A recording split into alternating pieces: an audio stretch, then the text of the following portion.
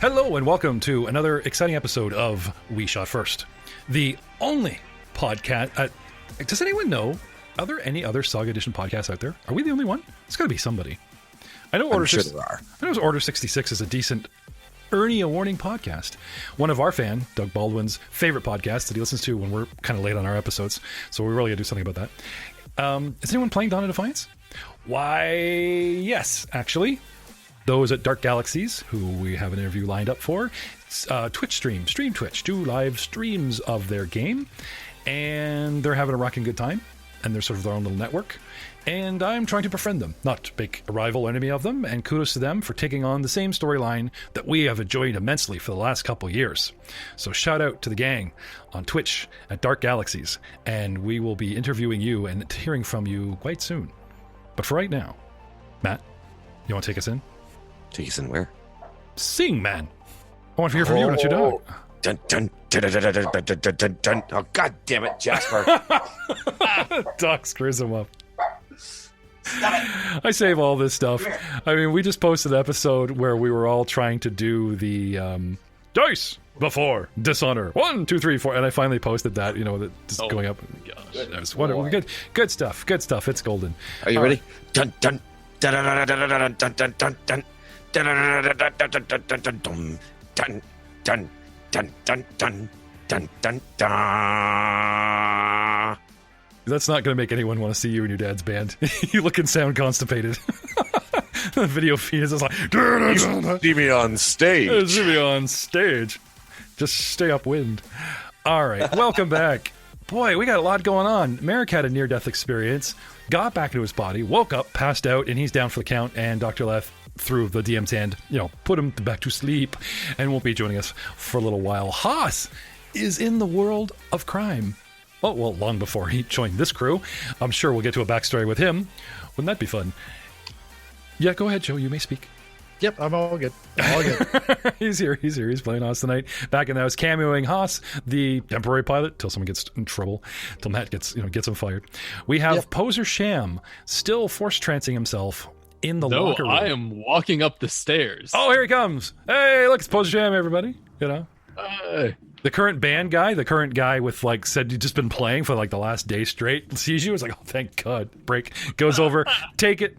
Dude just comes staggering over to you, just puts a gratifying hand on your shoulder and points you at the remnants of the band having a break, and it's like, it's all you. What do you do? I'll walk over, sit down, start tuning up a bit, and just start going to town. All right. Cue Poser's Rocking Jam as our backdrop music in the scene. It would be Rahal's music right now, kind of his intro swing music, because because the oh my God, what are the slavers had just walked out, and this was kind of Rahal's moment. So well, that's kind of meta. You didn't know about the slavers. You were down there. Oh, you had the comms open. You were listening, weren't you? Yeah, I heard the comms. I heard fight or combat or something like that. And so I started walking up the endless flight of stairs, because for the rest of the episode, I was still walking upstairs to come meet them. Oh, okay. That's cool. So let's get back to Rahal for a moment. Well, I just remembered that one of my computers shut off and I have to, summon the adventure itself. Rahal, where did we leave you? Are you still schmoozing at Haas? You'd solve the mystery of who had poisoned. I had just finished with the aha moment and was waiting for the fallout. The potential rewards, you saved the Hutt's life. Maybe I've made a lifelong friend here. Well, you've certainly influenced him for the positive. I mean, he's happy, but, influence comes in stages. You gotta remember, Hutts are egomaniacs, so they would expect their guests and servants to like, oh, and we did this for, oh, thank you, and we here's your new subscription to Netflix. Oh, thank you, that kind of thing. It's they expect to be catered to, they're not going to act like the Yakuza crime lord going, you saved my life once, forever I will haunt your door and lavish you with. No, that's not going to happen. But I will say that you guys do know you are here to impress him, get into his inner circle, and this is definitely a move in the right direction. Almost, not quite, but almost canceling out the cluster fafal that is the ship that landed in my yard. Not so easily forgotten. Dr. Leth, working away in the lab. Yes, now that I've got Merrick a lot more stable, he certainly won't. I don't think he'll be up in quite a while. So for now, I will return back to Arthur. Okay, that's what I'm up to, anyways. All right. So you're going on the diagnostic. Can I have some rolls? Certainly. Diagnosticing rolls. Computer use, mechanics combined. Do you have a choice? I'm not certain if there is a specific role for such a thing, but use computer of 22, and would you like a mechanics as well? Sure. Couldn't hurt. Are you going to... We discussed the droids have the armature which can plug directly into a special droid port to access doors, computers, panels. There was early joking off the air or, semi on the air about you possibly dismembering said toy. Oh, I don't think there will be quite the need for that. Again, at the moment, I'm just trying to find out exactly why it is that Arthur had such a drastic change so suddenly. Okay. It must be something in his behaviors. Okay.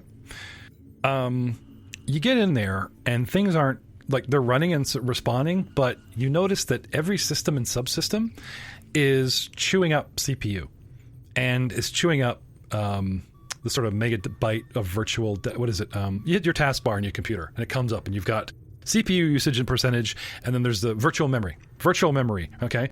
And you must see dozens and dozens and dozens of bootstraps for Steam and Windows operating systems or whatever in said droid, but you know these numbers. You looked over the droid or whatever, but they're all running a little hot and glitchy, and the numbers keep going up and down. Like something that's usually around 10-12%, not much of a variance, goes 17, 10, 17, 10, 22, 10. And when it's coming down to 10, another one goes, 15, 24, 15, 17, 15, 24. Just this sort of undulating through the systems. Like almost like he's trying to boot up and it's using more data and things than it should. And then before it sets itself down to a regular operating system runtime, it's just kind of hairy in there. Not crazy, not chewed up, not 98% I can't do anything, but running hot, overclocking itself a little bit. Other than that, he looks pretty clean. There's no virus, there's no added software, there's no hardware drivers needed that would like, oh, someone's put a bomb in my droid, The droid car bomb it needs this new update. Do you want to update the car bomb in my droid? No. That certainly does still sound like some form of at the very least, a software error or possibly some form of malware checking systems as it goes. Okay.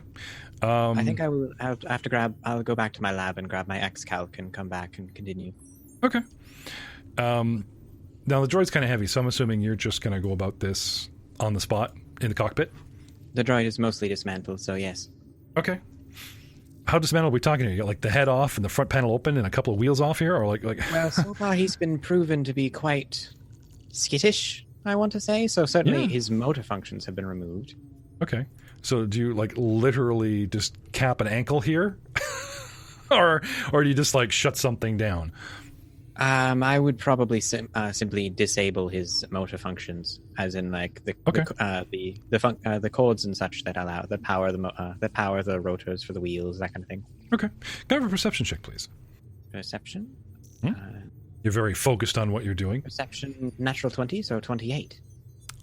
Out of the corner of your eye, as focused as you are, there's a panel not far from where the droid plugs in, and the seat's been removed, and there's a box sitting there, like an external drive or something, and it's kind of running like in a sleep mode where, you know, you got your Xbox and you tell it, you go sleep, and you go, do a background download for me, and it's got that little tiny light, and it's just going buggy, like, you know, just flash. So you know the drive, although running quietly, is engaged.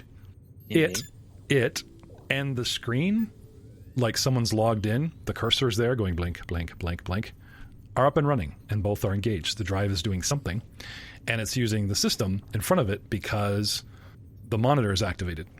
You can't see what it's doing, but it causes the monitor to go blink, and then the cursor, like waiting for a prompt. There's no keyboard. The keyboard's been removed, and somebody has jerry-rigged in this keyboard-sized, only a couple inches thick, black box into it, and it has that one proverbial little tiny white grayish light, thin, blinking like mad, undulating in the corner. And this catches your eye now that you're down here at like tabletop level working on your droid. Would I perhaps know what that box would do? Well, you weren't there when Poser decided to turn it on. No one really has asked him about it or noticed anything. Now, both Old Man Zinn and possibly Haas running checks and everything didn't detect anything abnormal.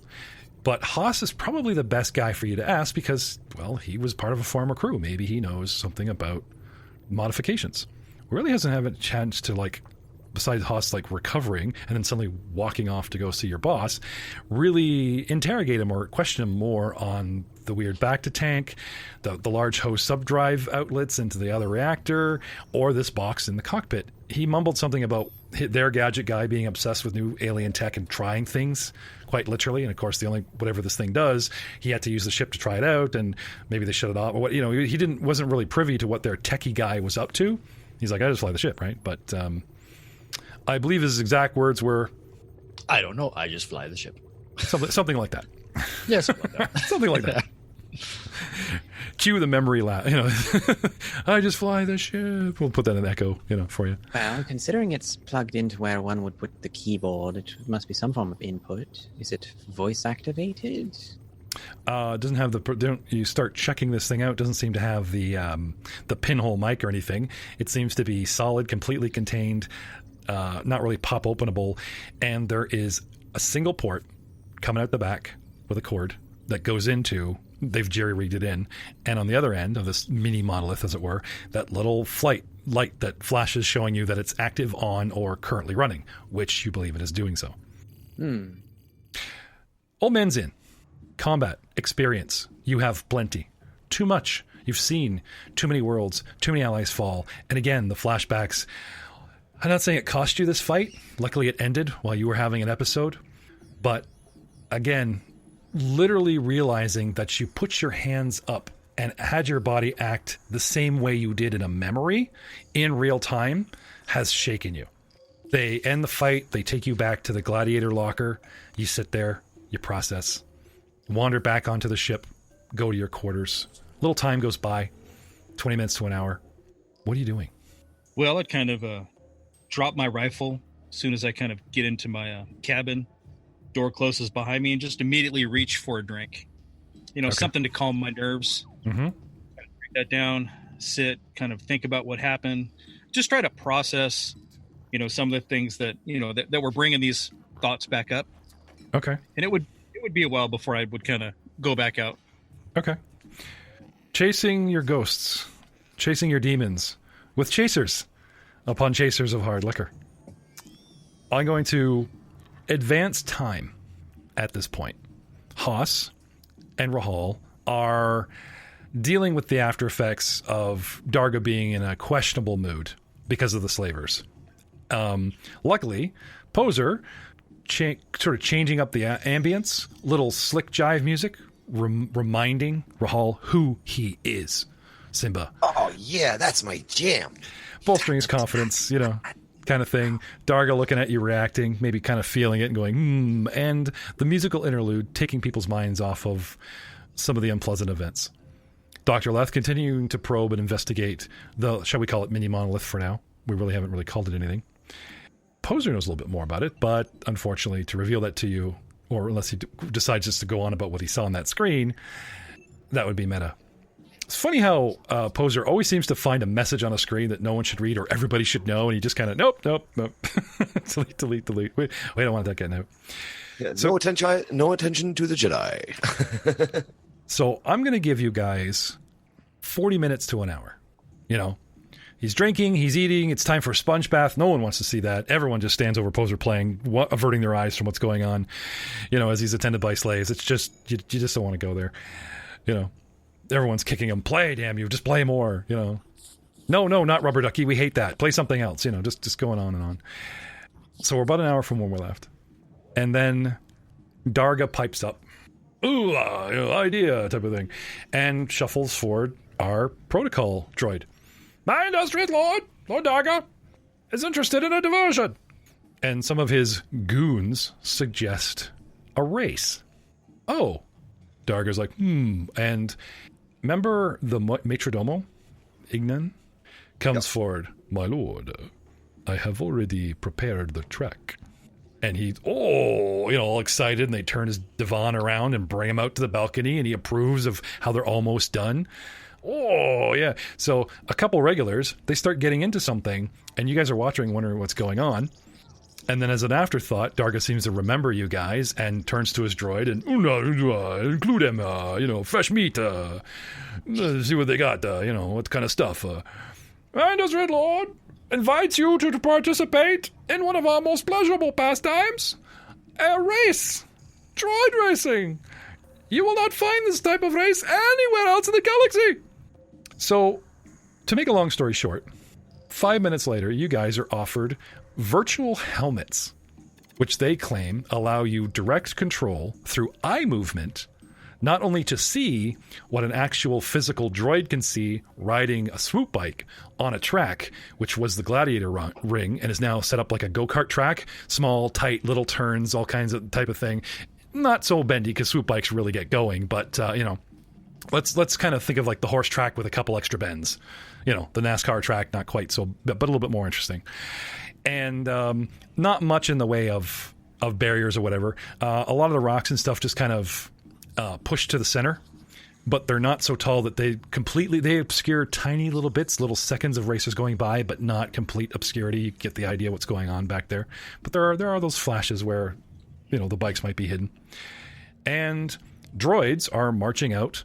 Mechanics and stuff are bringing out bikes. And these bikes are much like the bikes that Poser and you guys encountered. They are ragtag, put together, leftover junk, but seem to function. They fire them up, and they've juiced these bikes. So they're Poser right away. The hum of a well-tuned engine, you don't care if it's in a hamster wheel or rat bag piece of duct tape. Those are some sleek engine noises coming from the track. Poser's getting an itch to hop on his bike. So, you are offered gear, which you may don, inspect, ask conditions, that type of thing. They're getting a track ready. Rahul, what do you want to do? You speak for the crew to see if one or more might, indulge. Your host I'll ask them on their individual merits, obviously, but myself, I don't think I'll indulge. I think there might be some lucrative side action on this that I am much more interested in taking part in. Okay. You spent enough time or hours with your host to know that he's going to be very disappointed if at least one of you don't, participate in a little droid race. So I'll pipe up on the comms. Hey, guys, I know you might not be in the best mood after the last encounter we had here, but our host has offered us a chance to partake in something that seems a little bit more safe, at least from what I can tell. Anybody want to strap on a headset and pilot a droid? Well, it certainly wouldn't be difficult to be more safe than than your last game. Was it? I'm busy. I'll tap into my mind. Okay. Yeah, sure. Yeah, it certainly couldn't go any worse than last time. Okay. And I think we need to redeem ourselves personally. Okay. So Poser will finish out the song and then, the last one over here. Okay. I'll give it a shot. All right. Do be sure to check the equipment before you begin, though. Considering the state of general things, and the last time that we noticed someone sending signals to that droid from the crowd, it would be in our best interest to make sure that we are looking at a fair game, whatever it is you particularly intend to do. Doc still cares. Isn't that great, Poser? Here's the kicker. Zin, much to your delight and chagrin, you come down the boarding ramp, which is located right under the nose cockpit, and you're facing a walled gate garden of an estate in the middle of the city somewhere. This is not where I boarded the ship. We were in the Gladiator ring. Where the hell is the ship now? Okay, I'm a little confused, but yeah, Okay. Okay. I'll play. You step outside and you look around You have a perception check? Yeah, give me just 1 second. I need to reload the map. Yep. Rahal, Poser, and Haas are literally in the audience chamber. A couple blocks away on the ship are an unconscious Merrick, Dr. Leth, who's tapping out but is giving sudden advice, and Zinn, who was hiding in his cabin for a couple hours and then comes out now going, oh, yeah, it's a couple. Where the heck am I? And I shielded my eyes from the sun. What do I see? I rolled a 14 plus 6, so 20. Oh, okay. Now, we don't have a track. They don't show me the track. You guys remember the gladiator ring? Yep. Right? Yep. And I can put you to that map just so you have an idea, like some idea in your head. Okay, now there's the balcony of the audience chamber overlooking, that kind of thing. So using the actual round ends of this mini football field and having the track loop around and then double back on itself, as they said, it's kind of like, gun it, slow down, hairpin turn, gun it, gradual, the 180 round NASCAR turn, gun it, hairpin turn, gun it, and then an outside NASCAR turn. You know what I mean? That's not the best part. They are quickly digging makeshift with just a couple of like loading droids, making a couple pits, and also making a couple ramps out there on ye old track. Barricades are set up, with the rocks and hail bays and stuff, just to kind of be the edges, as it were. And there's a couple artificial ramps, pits, making everything more likely that the droids on their little bikes will crash. So you got a little time before, they're like, let's go. So who's looking at the helmets? Who's trying to find out where they are in the city of Zara? That would be Frank. Where are you? What'd you get for perception there, buddy? 20. 2 blocks down a main street, you see that 2 guys on the turret gate. You know what I mean? It's like, it's kind of a familiar landmark going, oh, okay. If I go, that might be Darga's place. End up at the rival crime lords, make a deal. They treat you like royalty. No. Yeah. So let's say, unfortunately, Frank's not in on this tech at the moment, but by the time you walk a couple blocks and get in there, they've had a chance to look over the equipment a little bit. So, Rahal, Poser, and Haas. Yep. Yep. Mechanics check. Boys and girls, look this shit over. What's I going can't on? help with this, but I'll take the time to read the crowd to see if I can find somebody there who's an easy mark I could do some side betting with. Ooh, yeah. All right, I got a 29. Ooh. I rolled a 20, so. Okay. Anyone else? Haas? Oh, I don't hear you, but I see your roll. Joe? See you. Rahal, even with a 22. I got 22 for looking around to find an easy mark. Find a sucker. Yep. I got to recoup my losses from the last one somehow.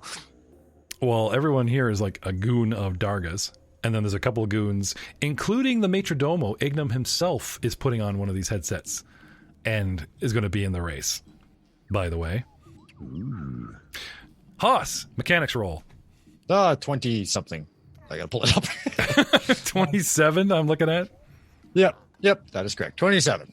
All right. Well, gentlemen, Poser and Haas, both of you, let's start with Poser, who rolled first. Sure. This droid controller reads eye movements of the user and will translate your eye movements into commands, while simultaneously providing a in-droid sensor view of the action, which means you have to drive and watch the road via camera, as well as flick your eyes over HUD displays and things around, you know what I mean? Around the actual view, and so that it accelerate by looking at the accelerate button on your HUD, but look back up to where the hell you're driving. Odd. Yes. You need to make a successful intelligence check to control these droids. Oh. Haas, you know this. Well, yes, that sucks large. Yep. Haas and Poser know this. Haas, something that concerns you is to control the visor. It's still a bit unstable, and the control visor itself could damage you, the user, under some circumstances. If this system has a catastrophic failure, the visor might actually make an attack roll against your fortitude defense because of violent feedback. Lovely. Mm-hmm. Poser, looking into the technical aspect of it, the visor control itself, we're getting up to like DC 20. It was like 10, DC 15, DC 20. Yeah. The controls visor software is full of errors. Okay. This means it's probably a prototype. I mean, you built a prototype guitar / Yeah. vibroax that never hits, so it has glitches, Okay. However, you believe if you could spend some time on it with a successful use the computer check, you actually might be able to smooth out some of the bugs and give yourself a bonus to those intelligence rolls to actually control your droid pilot. And last, but not least, concerning both of you greatly, the biggest problem with the control visor's interface is that it's designed for a non-human species. And you guys would need to sort of tinker with the actual screws and such and make a successful mechanics check to alter the visor to better accommodate a humanoid such as yourself. And if you did this, if something really bad happens and you get the feedback and this thing kind of attacks your senses, it wouldn't do it as harshly. I mean, you'd still get feedback. The visor would still sort of attack you, but its bonus, let's say, to its role to mess and scramble your senses would be far less. If, and that's only if, the visor and system suffer a catastrophic failure. Fair enough. So, while waiting for Zin, while they're digging the pits, while they're taking a minute to look over their helmets and get reaccustomed and just checking systems, but they're really not like ripping them apart, what do you guys do? Is there a way I could, say, bypass the majority of this crap and just do a direct feed into myself instead of trying to use their... Yeah. And I would even go so far as to you still need to use computer mechanics checks, but I'll say the DC would be lower to use the sort of live wire jerry-rig it into your port, because you just need some way to adapt it, as opposed to having to deal with the crappy, visor screen and all that stuff. Yeah. Yeah. Okay. Okay. So you're going to go to town? Yeah, I'll try.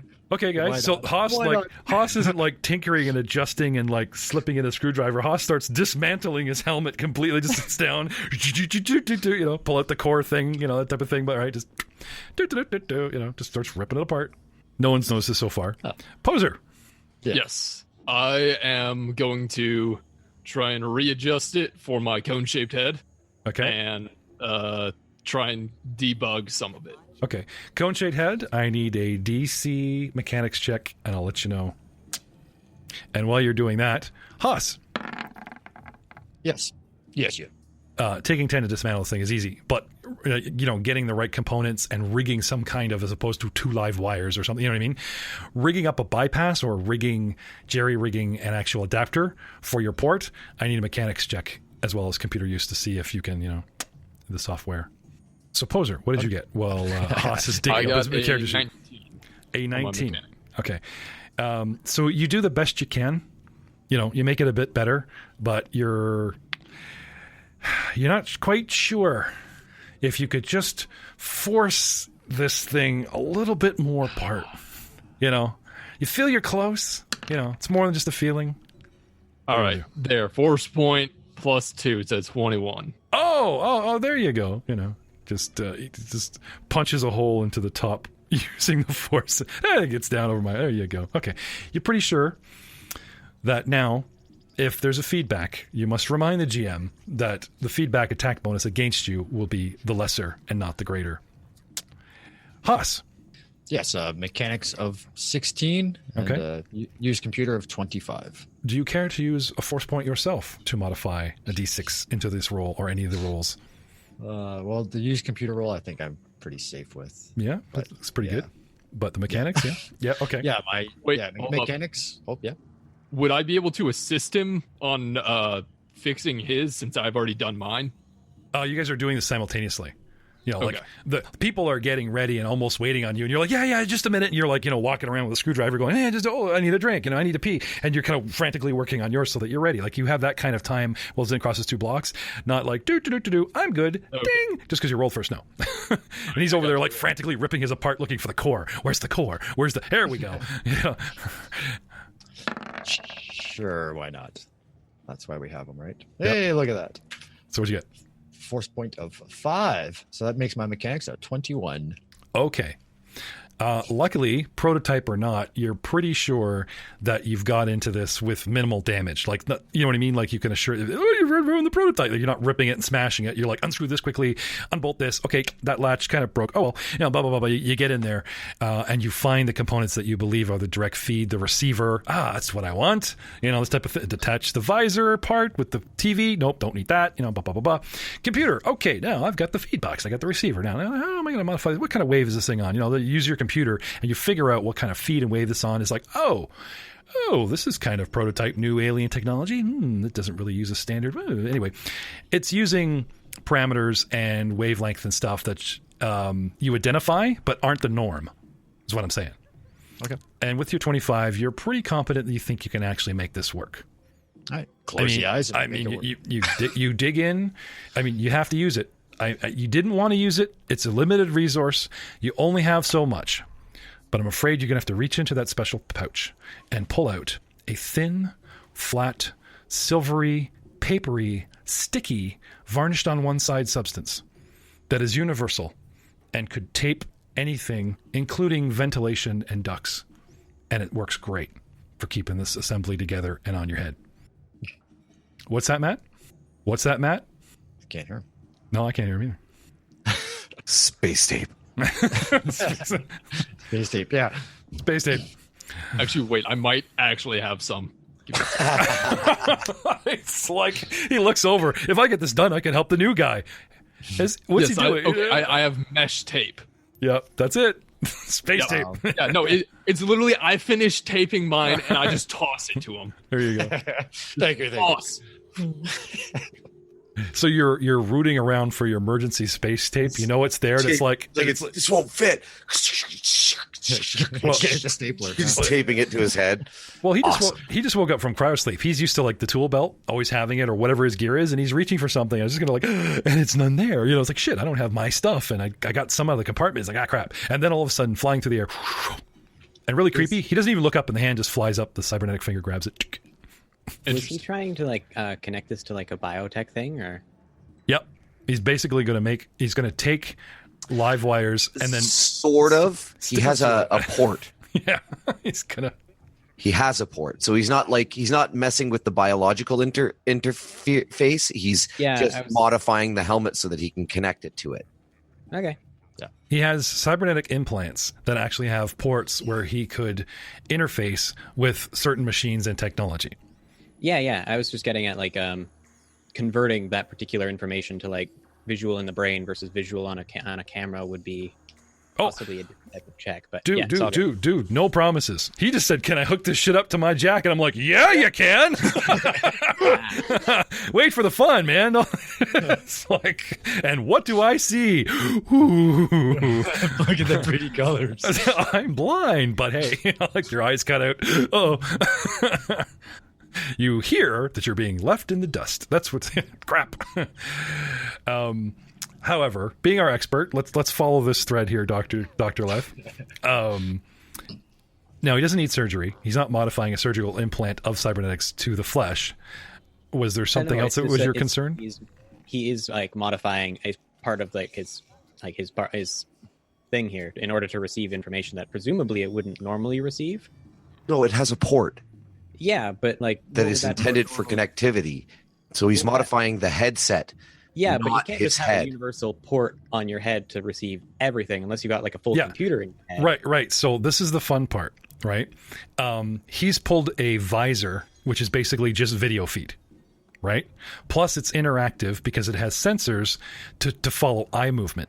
That tells me that the gear in his hand is sensitive enough for sensory input and output, not just output like a television, right? So there's a receiving what is the player doing in this box as well as an output of here's your TV show of the track, best of luck, okay? Break this back down into wires and into the actual think box, which has a receiver because it's getting a signal from the droid, right? And he basically has let's say the positive and the negative of it he needs for like a back and forth. Very rudimentary. It's working on a frequency that he's not used to tampering with, but he did find the frequency. Now the fun begins. Okay, how do I get this input-output jack, as it were, to show video. So here he is with he's managed to like rewire this helmet so that he's like gets the old RCA plugs. This wire will be white. This wire will be red. That's audio. And this wire will be all the video. That's yellow. And this wire is like a sensory camera that will read my thoughts or my brain or something, right? Now, we talked about, I've hinted at an ear, his vocabulary, maybe even some eye. We're not really sure about all of his enhancements, but we do know that he has something in his head that could be connected to anything, could be connected to a real eyeball that helps his motor skill brain process that, or it could be connected to his nose, or you know what I mean? So we're fleshy on the inside, but part of his actual brain and nerve system has been replaced with cybernetics. And this is where the fun is. You don't need a cyber eye.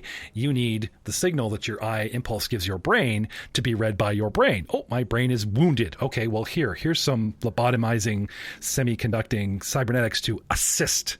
And the two have to work in tandem. Dude's not right in the head, to say the least. But here we go. Okay, so alien tech, sloppy job, RC wires, let's flavor this fun. Okay, you think I'm going to let him just jump on this bike and go? No. This guy's using duct tape, man. Don't you worry. Your pure gamist and Obsession J will be satisfied by the end of this, I'm sure. But Haas got balls, and he's taking things on his own terms. Why stretch the helmet to fit my cone head when I think I could possibly bypass all these screwy numbers, okay? The real danger, Jay, if this thing feeds back and goes +5 to hit. Oh no, I'm poser. Only +2 to hit his defense. It's jacked into his brain. There is no, the TV goes funny colors. My eyes don't like it and I get a headache. This thing feeds amped signal into the noggin. And if he gets a feedback loop, well, we'll just have to find out what happens. I can't wait. Now, it's all fun. Yes. So, all you rules lawyers out there, and I'm actually kind of happy Jay brought that up. So, the impending doom of him dicking around. You got balls, I give you that, Gibson. Yeah. So, with only a couple of checks, mechanics to open her up, use computer to figure it out. I would like another mechanics check and another use computer to sort of put it together in an assembly that you believe will work and get it running, that your brain will accept some kind of signal that you can perceive. Haas, mechanics of? I just rolled it and I'm trying to find it. 13. Would you like to spend a force point? How many do you got? You got like 5 plus your level, or so you got like 8 maybe, tops? Sure, I'll use. Why not? Okay. Let's bring those numbers up. Ooh, an extra 1. Yeah, 14. Yep. Okay. Yeah, anyway. And hang on. And no, you do not get a +1 for duct tape. I can see it gleaming in Poser's eyes. No, it is not getting. I'm giving him bring a 15. Just forget. I gave him my special +2. And okay. So now this jack, because everyone knows 10, 15, 20, depending on how hard this makes this DC. At 14, maybe this bit glitch, maybe the wire, maybe the feed will cut out. Who knows? And then we have the computer use. Yep, and I get a 13 again. Would you like to spend a force point? For fuck's sakes. Sorry. Cut Manuel. Is it Manuel? Rahul, who's the guy that just showed up with your money? Alonso, standing there whispering in your ear. Would you like a force point? Okay, so you got there you go. What'd you get? 15 total with my 2 for force point. Yeah. Okay, so the mechanics adapting the alien tech, the computer use adapting the bugs in the program to combat the sensory feedback. And that's your 15. That's your better roll. Of course, I could have set the DC at 20. Who knows? But going with the actual DCs that I have in front of me here, we will see what we will see. So we've got Ignan, the actual, Igrin Demos, the Nemodian Major Domo, one of the Gamorrean brothers, and one of the Quarren. The Quarren being sort of the wide cheek, tentacle, pseudopod races. It looks like kind of a squid guy, I believe, are the Quarren. Get the wide face, kind of squid-like looking. Oh, by the way, before this gets any farther, I did make you use the computer check to try and debug, and that was a 22. Yes. Okay. Sorry. Yeah, I got all. Yeah, I don't know if we actually acknowledge that. No, that's good. No, that's good. Okay, good. All right. And Rahal's looking for a sucker. Well, it's talking about using the standard betting rules. So there's kind of like you're betting with Darga, or you're betting the house. Okay. Darga is the house, or there's some, somebody that is the treasury, obviously works for Darga, whatever, is like, I will take all bets. And a lot of goons bet on their favorite droid or their favorite driver, that kind of thing. You notice that Dimos, Igrin Dimos, is the favorite, has the least amount of odds, and more people bet on him at like a 1-to-1, 2-to-1 payout, a 1-to-1 payout. Okay. The Gamorrean Guard is, long odds. Poser, they give him the same odds as the Corrin, and then your guy Haas, they see him rip apart his helmet, and he walks up with a wire, one hand kind of holding it in place because the jack's still loose and kind of wiggling, some duct tape bleeding through. There's your long shot right there. They just see what he did to the tech, and they're like, how is he going to drive with a wire? No, 10-to-1. So it's like 2-to-1 on Demos, 5-to-1 on Poser and the Corrin, 8-to-1 on the Comorian Guard, and it's like, 10-to-1 on this guy. Isn't that the guy that landed the they still think, they don't know it was the droid. Who's this? This is my pilot. Oh, yeah. And they saw him land the ship, even though it was Arthur. 10-to-1 on Haas. Perfect. Let's just hope we got the tech working. Yep. I hope so. Now, I'll take them odds, 10-to-1. Okay. Now, Darga... Put 1,000 credits down on them. Darga doesn't seem to mind that you guys are taking this time. He brings out his little vest. He's got a little NASCAR vest going. They help him into it, kind of thing. They bring him one of those wiffle bat things that he can bang and make noise, and little speeding cap on, and he's just getting right into it. And they're setting up the track or whatever. So they don't seem to mind that you guys are getting acquainted with the interface. Okay. So with the basic commands, okay, they finally lay out the rules. Now, Rahal, do you remember how the gambling works with the betting and the rolling and the... Yeah, it's a wisdom check, isn't it? Yeah. But in this instance, it's a bit different because we're waiting on the results of a race. So I would use the rules to see how much I win. I'm assuming because they're talking about using the gambling system as you're gambling, that the bets will come out each lap. Okay. A guy is winning, the odds on him go down. But the payout also goes down because, the Gamorrean's in front. He goes from 8-to-1. They could get the chalkboard. He's like, now he's 4-to-1. He's a crap driver, so it's still 4-to-1. He doesn't go down to like 2-to-1 like Ignos, but hey, he's winning. You know what I mean? So that kind of thing. The odds fluctuate. Unless on the last lap, Haas comes from behind and takes the win at the last minute. That's the only way you're going to keep your 10-to-1 because the odds will change. So what they can do is you guys can probably bet lap to lap, and you can like sponge winnings or maybe hold out to the end, for a little bit more drama. Anyway, I'm assuming at this point that Leth has shut off his comm and become reabsorbed in what he's got to do, and won't give any more helpful advice or DMing, lawyering and metagaming or whatever. So with Jay Tamlin tapping out, we'll just have to rely on Poser and Aiden for the rules and start the race. Start your engines. Gentlemen, it's easy. 3 laps. All you got to do. 3 little laps around a track. Each lap, the pilot, you, makes an intelligence check. Whoever rolls the highest will earn 4 speed points. Whoever rolls the second highest will earn 3 speed points. Next, 2. And the lowest earns a single speed point. And since there's 5 of us, I'll even keep the 5th guy in the track and go, they're so intrigued, they bring out extra droid. We'll have a 5-man race instead of a 4-man race. Gets known. Okay? Now, any natural 1 on an intelligence check, plus your bonuses, even though it beats somebody else, you automatically come in last place for that lap. And you even lose a speed point for doing it, because you drove so shitty. At the end of the race, after we tally these up, obviously the pilot with the highest number of speed points will win. However, we are at Darga's palace. This is a crime lord thing. They don't give the actual droid jockeys weapons or anything, but there's a lot you can do with a swoop bike, Poser will tell you, to cheat, win, hamper the other guy. So, once a lap, anybody that is driving can use your droid jockey to attack one of the other racing droids. To do this, you declare that you are attacking whomever, and you wager speed points to do it, which means if you just want to bump into them, that's easy, but you got to slow up or adjust your speed and not concentrate on the race and really line up that guy for a good bump. And so you wager 1 to 4 speed points. Okay? You cannot wager more speed points than you already own. So obviously you guys got to be kind of going around once to get some things going. Okay? Failure has consequences. Anyway, so there you are. You're racing around. You decide to play dirty. You start wagering 1 to 4 points. You make an attack roll. D20. Plus the number of speed points that you are wagering against a reflex defense of 13. Because that's how, well and stable the bikes and the proverbial defense of the bike and the droid is. If you can get over 13, success indicates the target is damaged by the attack.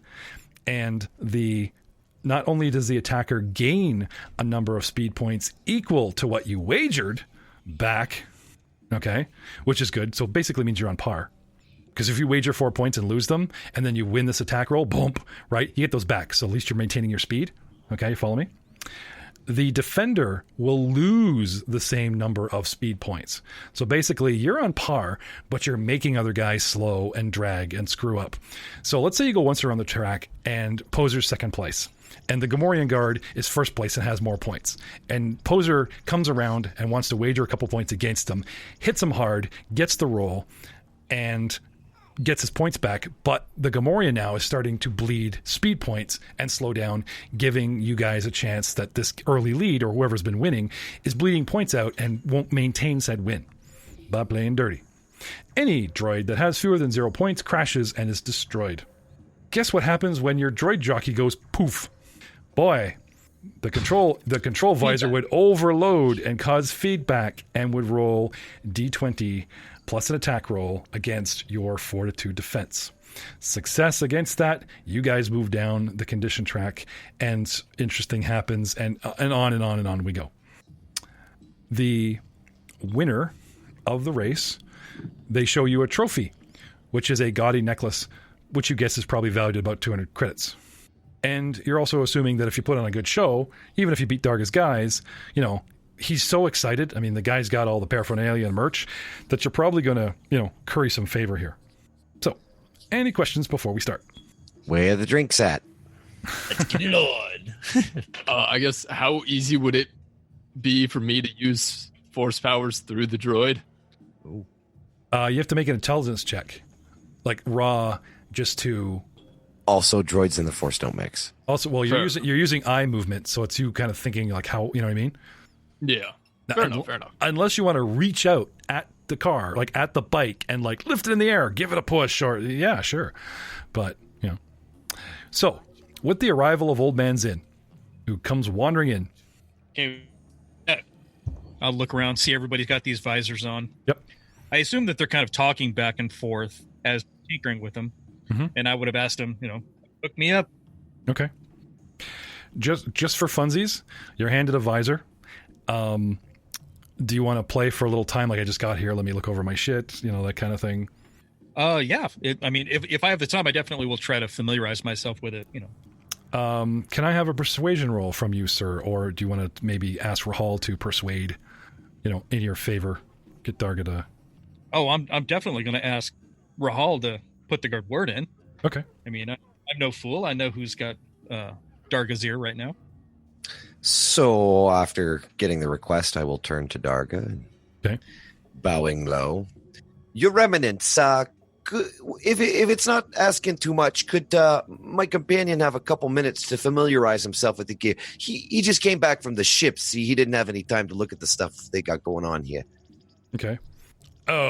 Anyway, he's kind of deciding, but he's turning to the guys like, bring another bike, and some goon leans in and he's like, "Sir, we're already using the half operational spare bike as the fifth bike. We don't anything else. We can't even get it up and running." And he's like, what'd you get there, persuasion boy?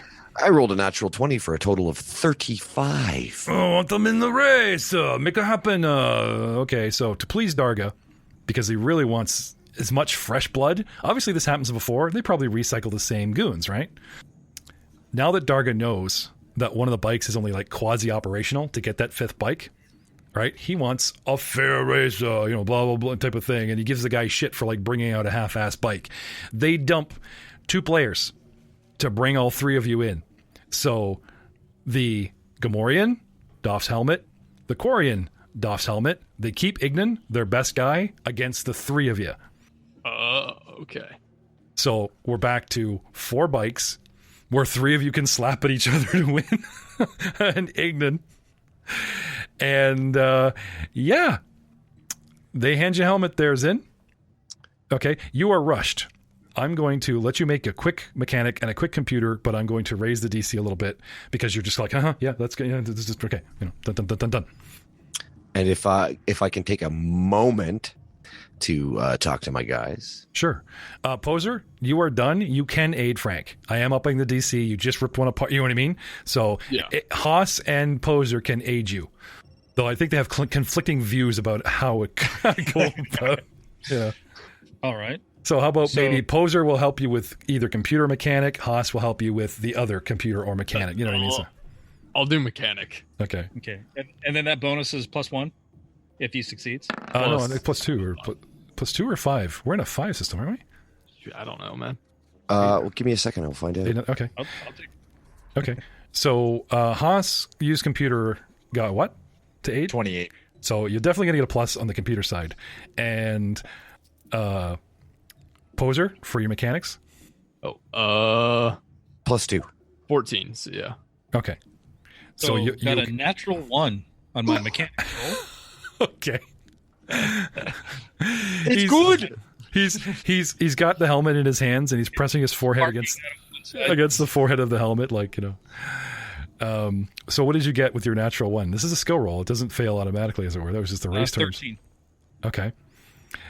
So 13 from mechanics. So this and this and pull this apart and bump it up, bobbity bobbity boop, and this is the best I can do at the time. Hope it works for you. Good. Use computer, Frank. All right, let's find my use computer roll. Spins the chamber, puts gun to his head. Rolled a 3 and got a 13 plus my 8 other, gives me a 15 total. Okay. I am on fire. Okay, so Frank's hugging this thing. Won't get.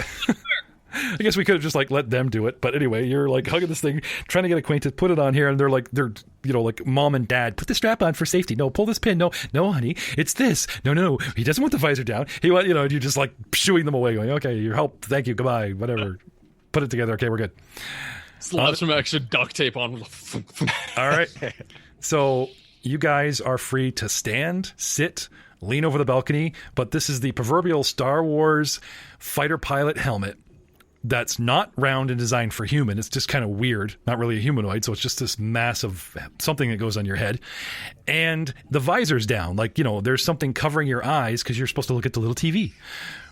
So you guys don't necessarily have to stand at the balcony and overlook the track, and everyone's going to be looking at the racers, the jockeys, not you. So anyone's free to just stand there, to sit down. You know, no one seems to say, oh, you get better reception if you're closer or you know, type of thing. I'll even go so far as to say that you guys, when you're all ready, they come over and they have like a final jack to plug into the back of the receiver. Haas, the box that you rigged with the duct tape, has a port in the back of it because that's the sort of flush with the back of the helmet. So lucky you, they just plug into your little box, you know, and it's a hard line to an actual receiving unit somewhere, and that, you know, ports Wi-Fi down like radio to the droids, who all have their little aerial sticking up, right? Anyway, sure enough, we are looking at the Beyond Silly Line little droids from episode 1 with the snout noses and the two battle droids. The battle droids with the backpack with the 2 little wires, the 2 little aerials that pop up, you know, for the feed, and they've, right? That's what they're using for jockeys, and they've somehow got this alien tech receiving box, and that's all alien looking weird, and the jacks and everything and the helmets or whatever, you know, but they've got, you know, regular hometown droids being the jockeys. And away we go, gentlemen.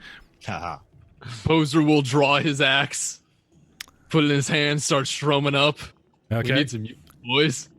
They hand Darga a little see-through diaphanous orange scarf, and he waves it around, right? And all of a sudden, out comes the chop harmonica vocabulator from our interpreter droid.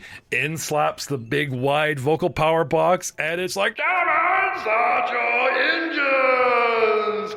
And we'll see you next time on we shot first. Beep, beep, beep.